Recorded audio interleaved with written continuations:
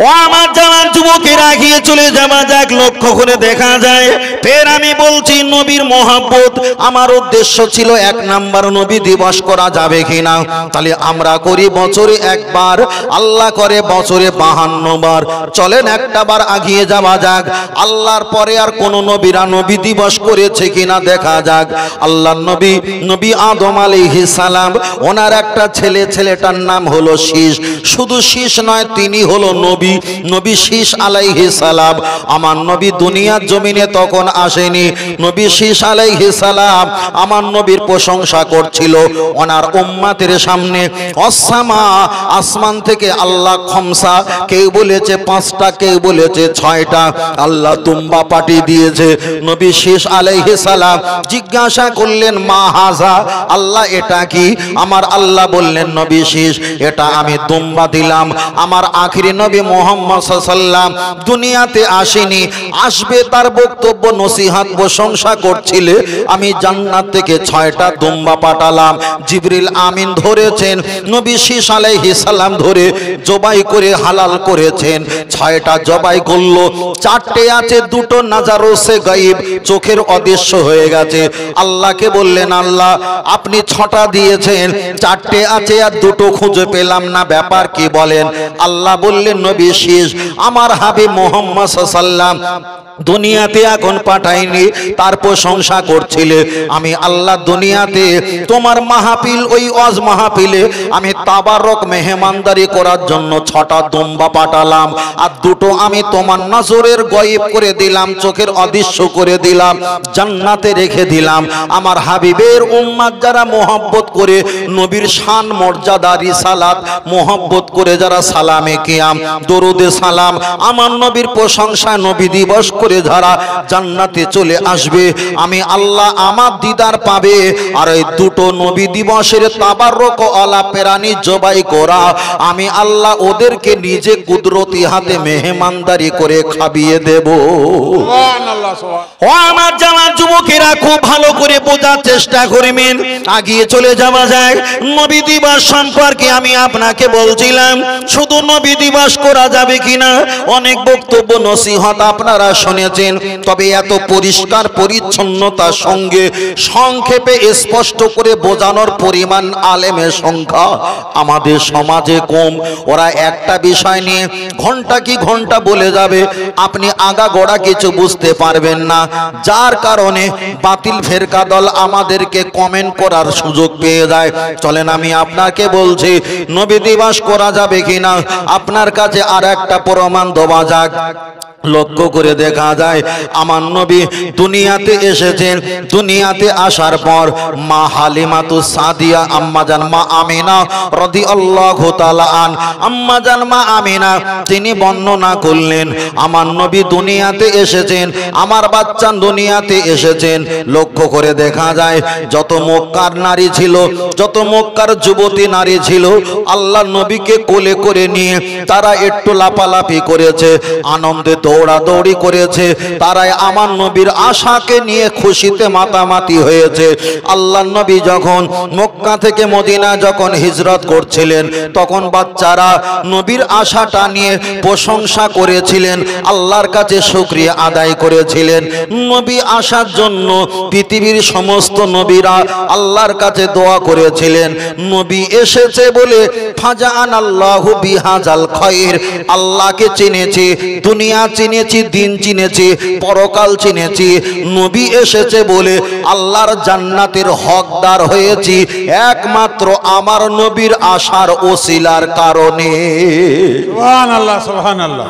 চলেন আমি আপনাকে বলছিলাম নবী দিবস সম্পর্কে বলছিলাম, তার আগে বলেছিলাম মোহাব্বত। মোহাব্বত যদি থাকে আপনার নামাজটা কবুল হবে, মোহাব্বত যদি থাকে ইবাদত কবুল হবে, মোহাব্বত যদি থাকে আল্লাহ আপনাকে জান্নাত দেবে। এবার আপনার কাছে আমি প্রথমে একটা নবী দিবস করা যাবে কিনা তার আগে বলেছিলাম পরকালে জান্নাত পাওয়ার জন্য মোহাব্বত নিয়ে জান্নাতে যাবে না নেকি দিয়ে জাহান্নামে যাবে। তাহলে যারা নবীর নামে সালাম পড়ে না, নবীর শানে দরুদ পড়ে না, নবীর প্রশংসা করে না, নবীর শান মর্যাদা বাড়ায় না, তাদের কাছে মহব্বত নেই, তাদের কাছে নামাজ রোজা হজ যাকাত আছে, তাদের কাছে নেকি আছে।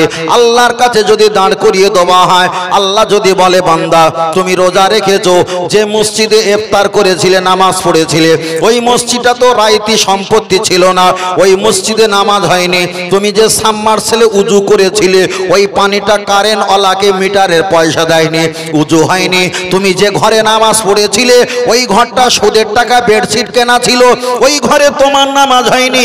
আল্লাহ যদি পাই টু পাই হিসাব নেয়, বান্দা চুল পরিমাণ হিসাব দেওয়ার ক্ষমতা নেই। তাই আমরা বুক ফুঁকে বলবো আমাদের নেকি কম, নেকি কম, নেকি কম। মোহব্বত আছে, মোহব্বত আছে। আল্লাহ হলো জান্নাতের মালিক, আর আমার নবী হলো জান্নাত বন্টনকারী। সুবহানাল্লাহ, সুবহানাল্লাহ। আর একটু জোরে বলেন সুবহানাল্লাহ। আল্লাহ আকবার। আল্লাহ। যারা একটু এগনেস্টে আসো ভালো করে শোনো, আর না তো কপালে বাস পড়বে। আল্লাহ আকবার। আল্লাহ বোঝেন না? আল্লাহ আকবার। আল্লাহ। ও আমার জামান যুবকেরা, আগিয়ে চলে যাওয়া যাক। লক্ষ্য করে দেখা যায়, এবার আপনার কাছে বলেছিলাম নেকি নিয়ে জান্নাতে যাবে না মহব্বত নিয়ে? আপনারা বললেন মহব্বত। আমি চলেন আর একটা হাদিস বলা যাক। আল্লাহ নবী বসে আছেন, একটা সাহাবা এসে বললেন ইয়া রাসূলুল্লাহ আমি জান্নাতে যেতে চাই। আল্লাহ নবী বললেন বাল ঘুমিয়ে সাল্লো না, তুমি কতটা নামাজ পড়ো? হুজুর আমি বেশি নামাজ পড়তে পারি না। ওয়াসুবুনা, কতটা রোজা রাখো? হুজুর আমি বেশি রোজা রাখতে পারি না। ওয়াহুদ্দুনা, তুমি কতটা হজ করো? হুজুর আমি বেশি হজ করতে পারি না। আল্লাহর নবী বললেন তাহলে এতটা নামাজ, এতটা রোজা, এতটা হজ নিয়ে তোমার কি জান্নাতে যাওয়া সম্ভব? আল্লাহর নবী সাহাবার মনটা খারাপ হয়ে গেছে। চট করে নবী সাহাবা জবাব দিয়ে বললেন হুজুর আমার ভিতরে নামাজ রোজা হজ যাকাত কম আছে, এটা আমি মেনে নিলাম, কিন্তু আল্লাহ আর আপনার ভালোবাসা আমার কলবে আমি ঘাটতে রাখি না। সাহাবাটা হেঁটে চলে যায়। আল্লাহ নবী বললেন ও সাহাবীরা বাইতুন, যারা ঘরে আছো ঘর থেকে বার হও। তোমরা পৃথিবীতে যদি জীবিত টাটকা জান্নাতি দেখতে চাও, পৃথিবীর অপেক্ষায় আমাকে ভালোবাসা দিয়েছে এই ব্যক্তিগুলো দুনিয়াতে জীবিত জান্নাতি ওয়ালা ব্যক্তি দেখে না। সুবহানাল্লাহ, সুবহানাল্লাহ। চলেন আরেকটা হাদিস পড়ি। আল্লাহ নবী হাদিস শরীফে বললেন লা ইউমিনু, তোমরা অতদিন ইমানদার হতে পারবে না যতদিন না পর্যন্ত সর্বাপেক্ষা আমাকে বেশি না ভালোবাসতে পারবে। আল্লাহ নবী পরে বললেন কতটা ভালোবাসবে? নবী এবার রেখা দিয়ে দিয়েছেন, মেয়ে অলে দেখে অলা দেখে, তোমার বাপ মায়ের অপেক্ষায়, তোমার ছেলে মেয়ের অপেক্ষায় আল্লাহ নবীকে বেশি ভালোবাসতে হবে। আল্লাহ নবী পরে বলেছেন আমওয়ালাকুম, তোমার দুনিয়া সম্পদ টাকা পয়সার অপেক্ষায়, আনফুসাকুম, নিজের জীবন যৌবনের অপেক্ষায় সর্বাপেক্ষা আমাকে বেশি না ভালোবাসতে পারলে তুমি ইমানদার হতে পারবে না। নবী তো এখানে বলতে পারতেন প্রতিদিন 50 রাকাত নফল নামাজ না পড়লে ইমানদার হতে পারবে না। নবী একথা বললেন না। প্রতিদিন 5 পারা কোরআন না পড়লে ইমানদার হতে পারবে না। নবী একথা বললেন না। নবী বলেছেন তোমার বাপ মা, তোমার ছেলে মেয়ে, তোমার জীবন যৌবন, তোমার অর্থ টাকা পয়সা সর্বাপেক্ষা আমাকে না বেশি ভালোবাসতে পারবে, লা ইউমিনু, অতদিন তোমরা ইমানদার হতে পারবে না। তাহলে এখানে প্রমাণ হয়ে গেল আপনি নামাজ পড়বেন, রোজা রাখবেন, আসজুদু লিল্লাহ, আল্লাহর নামে সেজদা দেবেন, ওয়ারকা ওমার রাকিন, আল্লাহর নামে রুকু করবেন, তাসবিহ গুনবেন, ইবাদত করবেন। নবীকে যদি সবচাইতে বেশি ভালোবাসা দিতে না পারেন, খোদার কসম নবী বলেছে লা ইউমিনু, তুমি ইমানদার হতে পারবে না। কিন্তু আমাদের ইবাদত যদি কম থাকে, একদিন যদি জাহান্নামে যায়, আল্লাহর শপথ করে বলি একদিন জাহান্নামে গেলে নবীর মহব্বতের কারণে একদিন নবী জাহান্নাম থেকে হাতটা টেনে আল্লাহর দয়ার জান্নাতে হাজির করে দেবেন। তাই নবী আমার পাক জবানে বলেছেন আনা সাইয়্যিদু উলদি আদামা ইয়াউমাল কিয়ামা, হে উম্মত আমি তোমার কিয়ামতের লিডার হয়ে যাব। আনা আউয়ালু শাফিন, আমি রাসূল তো তোদের জান্নাতে দেওয়ার জন্য সুপারিশকারী দাতা হয়ে যাব। সুবহানাল্লাহ, সুবহানাল্লাহ। আর একটু জোরে হবে না? সুবহানাল্লাহ। ও ও আমার বাপজির, আমি আপনাকে বোঝাচ্ছিলাম নবী সম্পর্কে বলছিলাম মহব্বত করে জান্নাতে যাব না নেকি কামিয়ে জান্নাতে যাব। চলেন একটা বার আগিয়ে যাও, দেখা যায় আজাজিল ইবলিস শয়তান কোটি কোটি বছর ধরে আসজুদুলিল্লাহ আল্লাহর ইবাদত করে নেকি কামিয়েছে, আল্লাহর তাসবিহ পাঠ করে নেকি কামিয়েছে, আল্লাহর হুকুম পালন করে নেকি কামিয়েছে, ফেরেশতাদের শিক্ষক হয়ে নেকি কামিয়েছে।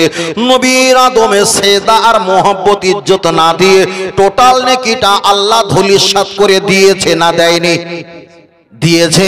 সমাজের যত হুজুর আলেম আছে, যত ফেকড়া মার্কা হুজুর আছে, আলেম আছে, নামাজি আছে, ওরা নামাজ পড়বে, রোজা রাখবে, ওদের বাপ তো ইবলিস আজাজিল কোটি কোটি বছর ধরে ইবাদত করেছে। শুধু নবীর তাজি মোহাব্বত না করার কারণে আল্লাহ যদি তাকে সাফা পরিষ্কার করে শয়তানের লিডার বানিয়ে দেয়, তাহলে আমাদের সমাজে যারা নামাজ কালাম তাসবিহটাই জান্নাতের ঠিকানা বানায়, নবী আমাদের মতো, নবী আমাদের বড় ভাই, নবী কি অত মানা যাবে না যারা বলে, তাহলে ভাবতে হবে এরা ও ইবলিসের হোয়াটসঅ্যাপে গ্রুপ অ্যাডমিন হয়েছে, ঠিক না বে ঠিক? ঠিক এরা হয়েছে। আল্লাহ, এখন ঘন সময় আছে, আমার পরে কেউ আছে নাকি? ও তাহলে তো আমি সকাল 8টা পর্যন্ত চলবে ইনশাআল্লাহ, মাশাআল্লাহ। এখন কোনো ব্যাপার নেই, চলবে। আল্লাহ আল্লাহ। এখন একটা বিষয় বলছি, আধা ঘন্টা হয়ে গেছে, এখন তো 6টা 7টা 8টা আছে, তো তাহলে সময় তো যাবে নাকি? হ্যাঁ, দূর থেকে গাই যখন এসেছে, তোমাদের বালতির সাইজ তো বড়, ভালো করে ধুয়ে বালতি ভর্তি করে নাও। কথা বুঝতে পারেন না ভাই? আমার কথা খুব লজিক্যাল, বুঝতে পারছেন না কি বলছি? মানে দূরের গাই যদি বাঁটে দুধ নিয়ে আপনাদের এলাকায় ঢোকে, বালতিতে একদম দুধ দহন করে ভর্তি করে নিতে হবে, যে এ জিনিস যেন আর না আসতে পারে। আল্লাহ আকবার। চলে নাকি বড় ভাই? আপনারা বসেন বাবু, বসো। বাহ, মাশাআল্লাহ মাশাআল্লাহ। বাচ্চা স্যার আছে, বসেন। আল্লাহু আকবার। আল্লাহ আমাদের কবুল করেন, বলুন আমিন। আর এটা সকলে বলি আল্লাহুম্মা আমিন। ও আমার জওয়ান যুবকেরা, আমি আপনাকে বোঝাচ্ছিলাম নবীর মহব্বত সম্পর্কে।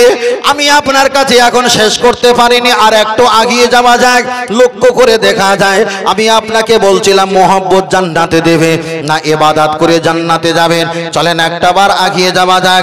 আমরা যখন নামাজ পড়ব, নামাজের আগে আজান দেওয়া হয় আশহাদু আন্না মুহাম্মাদার রাসূলুল্লাহ সাল্লাল্লাহু আলাইহি ওয়াসাল্লাম, কিংবা কলেমা শরীফে যখন নবী পাকের নামে কলেমা পড়ি, আমরা দুটো আঙুলটা নিয়ে চোখে মুখে একটু আমরা বুলাই চুম্বন খাই। অনেকে বলবে হুজুর নবীর নাম শুনে চুম্বন খাওয়া, এটা কোনো কোরআন হাদিসে নেই। আমি 1 মিনিটের জন্য ধরে নিলাম নবী পাকের নাম শুনে চুম্বন খাওয়া কোরআন হাদিসে নেই, আমি মেনে নিলাম। কিন্তু ভাই, তোমার কি ছেলে মেয়ে আছে? বলল হুজুর আছে। আপনার মেয়ের বয়স কত? হুজুর আমার মেয়ের বয়স মাত্র 8 মাস। আপনার ছেলের বয়স কত? হুজুর ছেলের বয়স হচ্ছে 1.5 বছর। তোমার ছেলে মেয়েকে চুম্মু খেয়েছো? হুজুর আমার মেয়েটাকে চুমু খেয়েছি, ছেলেটাকে চুমু খেয়েছি।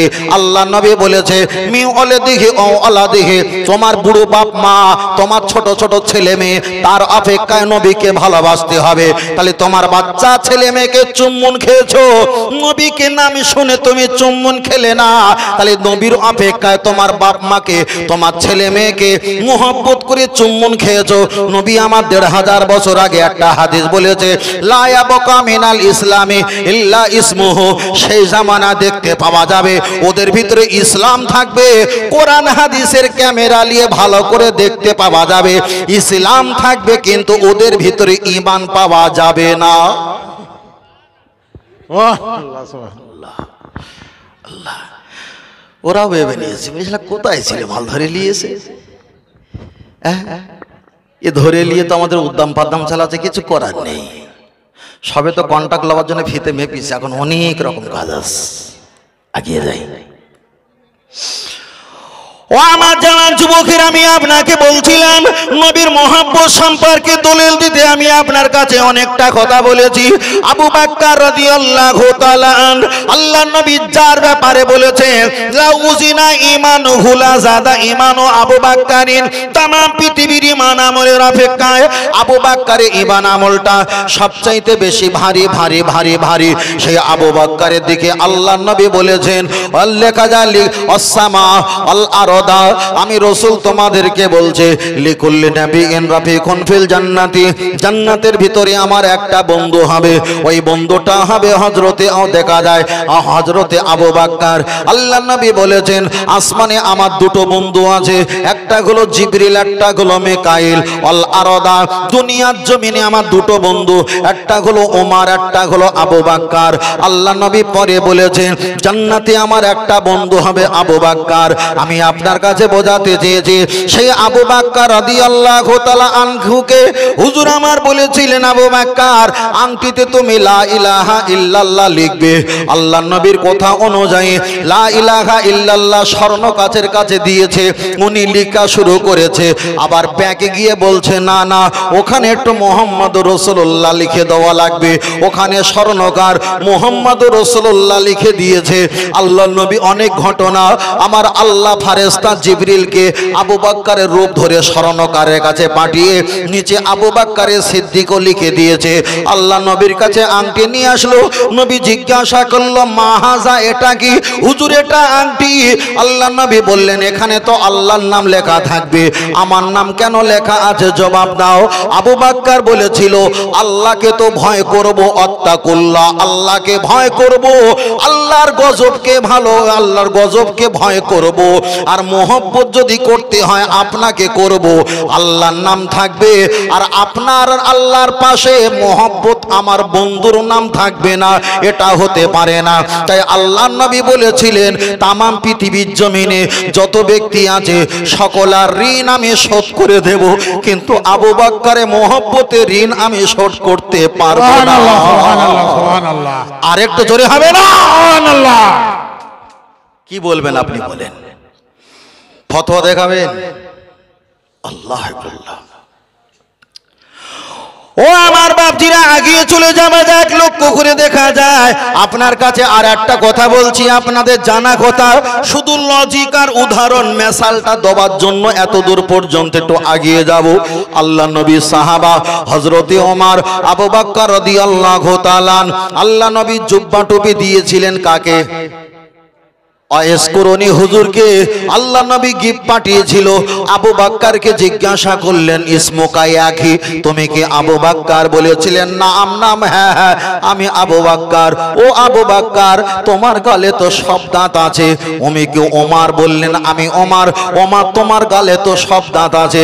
আমি ওয়েস শহর, আমি কুরুনি শহরে বসবাস করি, আমার নাম হলো ওয়েস আল কুরুনি, আমার গালে একটাও দাঁত নেই।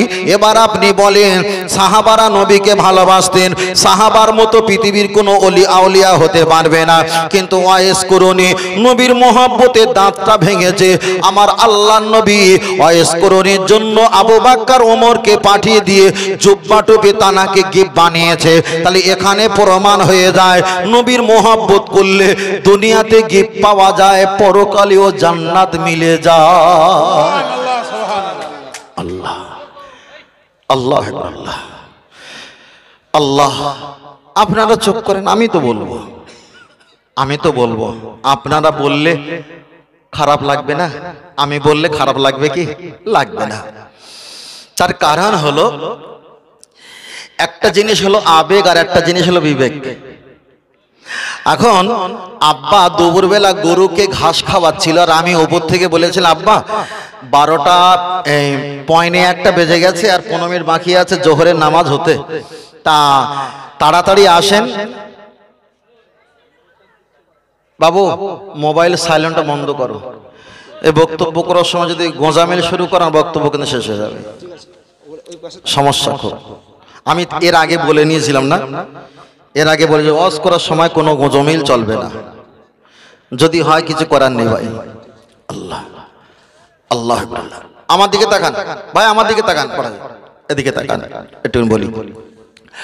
তা আমি বললাম আব্বাজি জোহরে নামাজের সময় হয়ে গেছে, তা আপনি গরুটাকে নিয়ে তাড়াতাড়ি চলে আসেন, গোসল করে নেন। তা আব্বাজি তখন চট করে বলেছে আর ভাই বলিস নি, গরুর শরীরটা খুব খারাপ। আমি কি ভাই হই?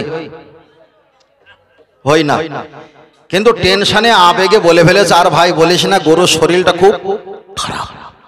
মাকে বললাম মা আমার আব্বাজি আমাকে ভাই বলে ফেলেছে, বুঝলেন না? আবু কি দিচ্ছেন বাবু? চেয়ারটা সরিয়ে নাও দাদু ভাই। ও এখান থেকে দেন, এখান থেকে চেয়ারটা সরিয়ে দাও, চেয়ারটা সরিয়ে দাও, আর একটু পিছিয়ে বসে, একটু পিছিয়ে বসে, ওটা সরিয়ে দাও, ওনারা আমাকে দেখতে পাবেন আবার। হ্যাঁ, একটু সরিয়ে দাও।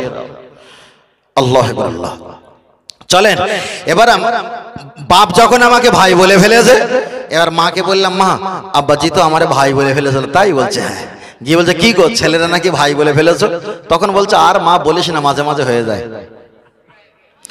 তাহলে আমাকেও ভাই বললো, আবার যদি আবেগ হয়ে যায় সেখানে স্ত্রীকে বললো, আর মা বলিস না, মাঝে মাঝে হয়ে যায়। তাহলে এগুলো কি আবেগ না বিবেক? আবেগ। তা তালি মারাটা এটা আবেগে পরিণত হয়েছে, ও যেটা বুঝেছে আনন্দে উৎফুল্ল হয়ে করে ফেলেছে। তবে শরিয়াতের মাসলা হলো, ডান হাতে লেখা আছে 1 এর পিঠে 8 18, বাম হাতে লেখা আছে আরবিতে 8 এর পিঠে 1 81, 81 আর 18 হলো 99। আল্লাহ পাকের গুণবালী সিফাতি নাম হচ্ছে 99টা। তালি মারা শরিয়াতে হারাম, তবে তালি কেউ মারবে না।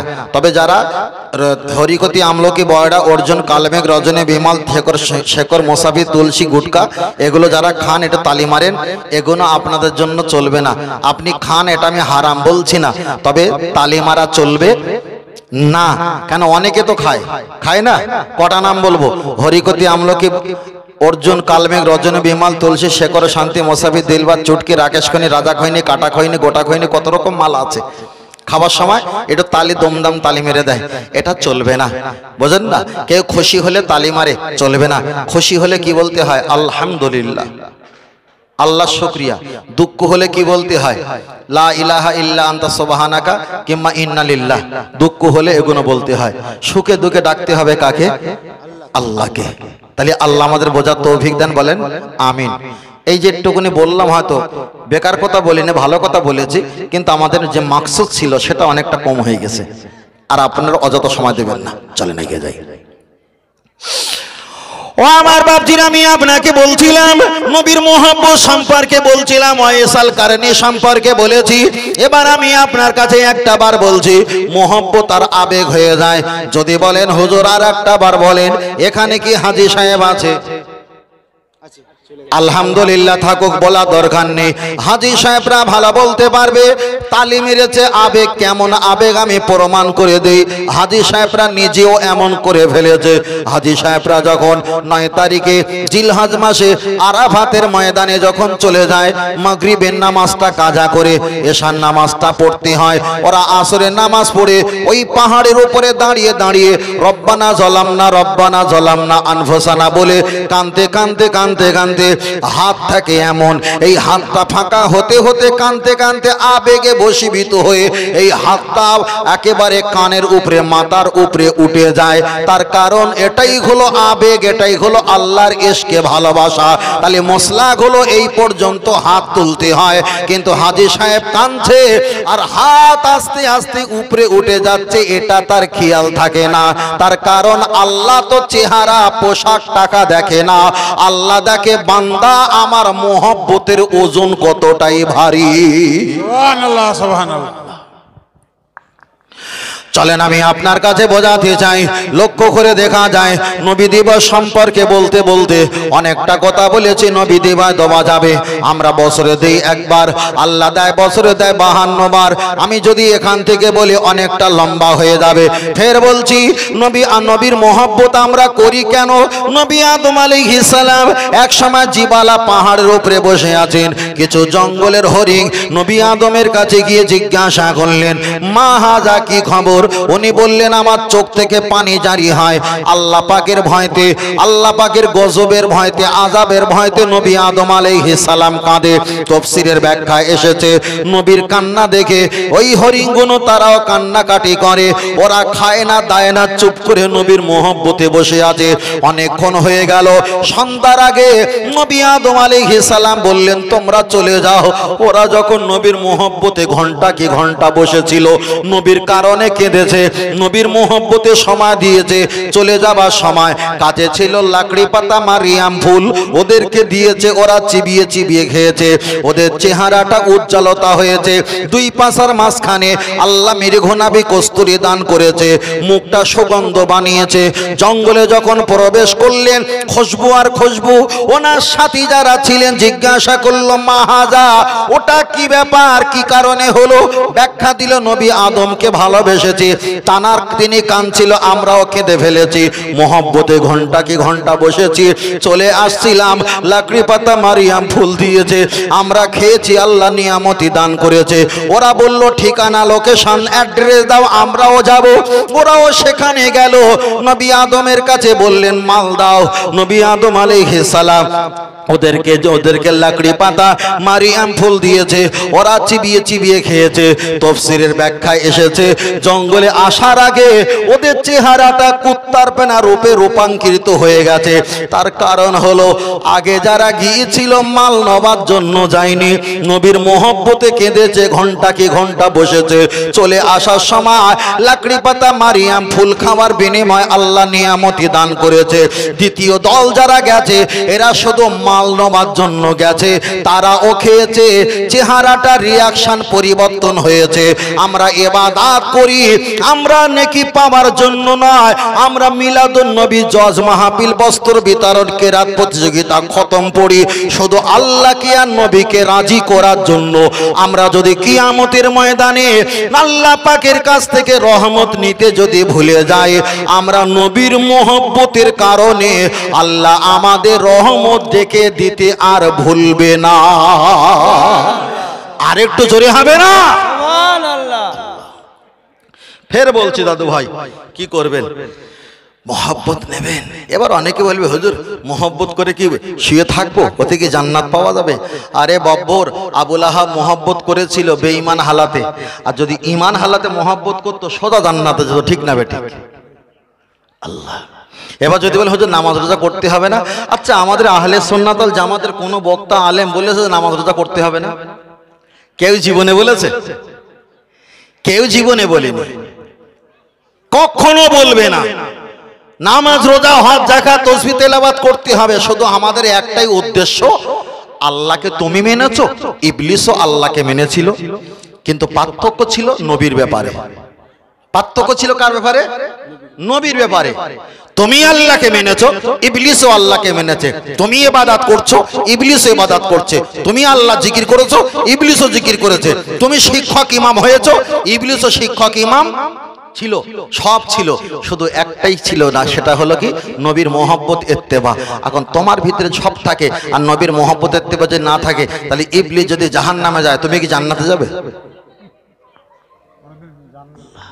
আল্লাহ। মায়েরা একদম কথা বলেন না, মায়েরা একদম কথা বলবেন না। আসলে অনেকটা ঘিরে দিয়েছে তো, ওরা একটু এদিকে দিকে একটু লাইট টাইট না দিলে ওদেরও মন ভালো লাগে না। একটু প্রজেক্টর একটু এলসিডি করে দেবেন। আপনাদের দেশে পাওয়া যায় না নাকি প্রজেক্টর এলসিডি? বেশি নেবে না, ওই 1000-1200-2000 টাকা নেবে, অসুবিধা নেই। ইনশাল্লাহ আগামী বছর হবে তো? ইনশাল্লাহ বলেন, ইনশাল্লাহ। আরে ইনশাল্লাহ বলেছেন কেন বলেন দিনি? এখন ধরে নেন আমার দাদু ভাই নারকেল গাছ পুঁতে, তো নারকেল গাছ, আচ্ছা নারকেল গাছ পুঁতলে কলা গাছের মতন কি 3 মাস পরে ফল দেবে? এ তো দেবে সেই 5 বছর, 7 বছর, 10 বছর পর। কিন্তু ওই নারকেল গাছ কত বছর ধরে ফল হয়, কিন্তু যে লাগায় সে নিজে খাওয়ার জন্য লাগায় না, নাতি পোতা খাওয়ার জন্য লাগিয়ে যায়। তা আমরা এলসিডির জন্য আমরা ইনশাল্লাহ বলেছি, এখন আমরা থাকবো কি না থাকবো দেখার দরকার নেই, আমাদের যারা নাতি পোতা প্রজন্মিত ছেলে তারাই থাকলে এটাই আলহামদুলিল্লাহ, নাকি? বোঝেন না কেন বাবা? আমি শুধু একা বোঝালে হয়, আপনার তো বুঝে নিতে হয়। চলেন আগে যাই। আল্লাহ। ও আমার বাপজির, আমি আপনাকে বলছিলাম মোহাম্মদ সম্পর্কে বলতে বলতে অনেকটা লম্বা হয়ে গিয়েছিলাম। এবার আপনার কাছে আমি আর বেশি বলবো না, আর একটা নাম্বারে যাই। এটা নিয়ে তো অনেকক্ষণ হচ্ছিল, আরেকটা না যাই রে বাবা, 11টা বেজে গেছে। এবার চলেন আমি আপনার কাছে আর একটা কথা বলি, তাহলে নবী দিবস সম্পর্কে হয়ে গেছে, আলহামদুলিল্লাহ ভালো। এবার চলেন দ্বিতীয় নাম্বার হলো দোয়া শেষে লা ইলাহা ইল্লাল্লাহ মুহাম্মদ রাসূলুল্লাহ বলা যাবে কিনা। চলেন আমি আপনার কাছে বলি, লক্ষ্য করে দেখা যায় আল্লাহর নবী বলেছেন আর সবচাইতে বড় ইবাদত সেটা হলো নামাজ। আপনি নামাজ পড়বেন, দন্তন্নয় আকার ময় আকার বর্গীয় জ নামাজ। দ্বিতীয় নাম্বার চলছে, খেয়াল রাখবেন, হ্যাঁ ভুলে যাবেন, দ্বিতীয় নাম্বার হচ্ছে ওয়াজ কিন্তু আমার পর তোর করতে হবে, ঠিক আছে। তাহলে দ্বিতীয় নাম্বার হচ্ছে দেখা যায়, দ্বিতীয় নাম্বার আমি আপনার কাছে বলছিলাম কি দোয়া শেষে কলেমা শরীফ পড়া যাবে কিনা। অনেক কটা আমি আপনার কাছে বলতেব, আপনি একটু ভালো করে কর্ণপাত করেন। আগিয়ে চলে যাওয়া যাক। আপনার উজুনায় আপনি ওয়াজ করতে পারেন, উজুনায় ওয়াজ শুনতে পারেন, উজুনায় মসজিদে আজান দিতে পারেন। তবে এই না যে সকালবেলা বলবে না, মফিজুল ভাই সুন্দরবন থেকে বলে গেছে উজু ছাড়া মসজিদে আজান দিতে হবে, ওয়াজ করতে হবে, এটা আমি বলছি না।